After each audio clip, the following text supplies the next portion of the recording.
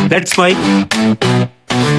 Day special. नमस्कार, let's mike में आपका स्वागत है। डे स्पेशल के साथ मैं राखी जैन। 17 जून प्रेम, विरह और स्थापत्य कला के इतिहास में दर्ज एक ऐसी तारीख जिसने दुनिया की सबसे प्रसिद्ध इमारतों में से एक के निर्माण की कहानी को जन्म दिया।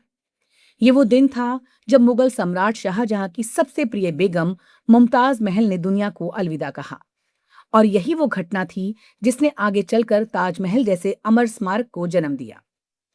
आज ताजमहल केवल एक मकबरा नहीं है, ये प्रेम, कला, वास्तुकला और मानवीय भावनाओं का ऐसा प्रतीक बन चुका है जिसे पूरी दुनिया पहचानती है। लेकिन इसकी कहानी एक गहरे दुख से शुरू होती है। साल 1631 मुगल साम्राज्य अपने वैभव के शिखर पर था। शाहजहां का शासन चल रहा था और साम्राज्य का विस्तार लगातार बढ़ रहा था। इसी दौरान दक्कन क्षेत्र में विद्रोह की स्थिति उत्पन्न हो गई। विद्रोही सरदार खान जहां लोदी के खिलाफ अभियान चलाने के लिए शाहजहां दक्षिण भारत की ओर निकले। उनकी सबसे प्रिय बेगम मुमताज महल भी इस यात्रा में उनके साथ थी। 17 जून 1631 को वर्तमान मध्य प्रदेश के बुरहानपुर में मुमताज ने अपने 14वें बच्चे को जन्म दिया। लेकिन प्रसव के दौरान उनकी तबीयत बिगड़ गई और कुछ ही समय बाद उनका निधन हो गया। ये घटना शाहजहां के जीवन का सबसे बड़ा व्यक्तिगत आघात मानी जाती है। इतिहासकारों के अनुसार मुमताज महल केवल शाही पत्नी नहीं थी, बल्कि वो शाहजहां की सबसे विश्वसनीय सलाहकारों में शामिल थीं। वो अक्सर उनके साथ यात्राओं और अभियानों में रहती थीं। इसलिए उनकी मृत्यु ने सम्राट को भीतर तक झकझोर दिया। मुमताज को बुरहानपुर में ताप्ती रिवर के किनारे अस्थायी रूप से दफनाया गया।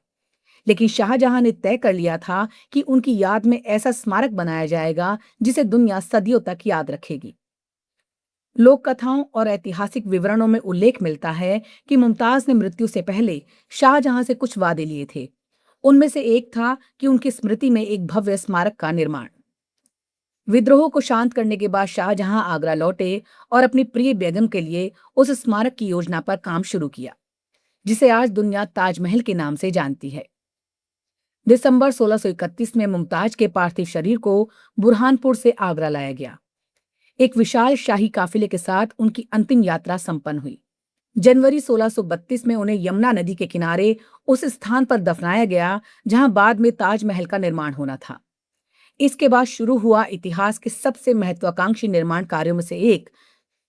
शाहजहां ने पूरे साम्राज्य और विदेशों से श्रेष्ठ कारीगरों, वास्तुकारों और शिल्पकारों को बुलवाया। कहा जाता है कि फारस, तुर्की, मध्य एशिया और भारत के विभिन्न क्षेत्रों से विशेषज्ञ आगरा पहुंचे। किसी को संगमरमर पर फूलों की नक्काशी में महारत हासिल थी, तो कोई कुरान की आयतों को पत्थरों पर उकेरने में दक्ष था। कोई गुंबद निर्माण का विशेषज्ञ था, तो कोई मीनारों के डिजाइन में निपुण। करीब 20,000 से अधिक कारीगर और मजदूर इस परियोजना से जुड़े। उनके रहने के लिए विशेष बस्तियां बसाई गईं। निर्माण सामग्री देश विदेश से मंगाई गई। राजस्थान से सफेद संगमरमर आया, जबकि विभिन्न क्षेत्रों से कीमती पत्थर और रत्न लाए गए। दिन रात काम चलता रहा। वर्षों तक यमुना के किनारे हथौड़ों और छैनी की आवाजें गूंजती रहीं। संगमरमर के विशाल पत्थरों को आकार दिया गया। दीवारों पर बारीक जड़ाऊ कला उकेरी गई। बगीचों, मीनारों और मुख्य मकबरे का निर्माण धीरे धीरे आकार लेने लगा। लगभग 22 वर्षों की अथक मेहनत के बाद ये महान निर्माण पूरा हुआ। ताजमहल केवल एक मकबरा नहीं था, ये मुगल स्थापत्य कला की उत्कृष्ट उपलब्धि बन गया। इसकी समरूपता, संतुलन, नक्काशी और सौंदर्य ने दुनिया को चकित कर दिया। समय बीतता गया, साम्राज्य बदले, राजवंश समाप्त हुए, लेकिन ताजमहल अपनी भव्यता के साथ खड़ा रहा। आज ताजमहल दुनिया के सबसे प्रसिद्ध स्मारकों में गिना जाता है। इसे विश्व के नए 7 अजूबों में स्थान मिला और यूनेस्को ने इसे विश्व धरोहर घोषित किया। हर वर्ष दुनिया भर से लाखों पर्यटक आगरा पहुंचते हैं। वो केवल इस इमारत को नहीं देखते, बल्कि उस कहानी को महसूस करने आते हैं जो प्रेम, बिछड़न और स्मृति से जुड़ी हुई है।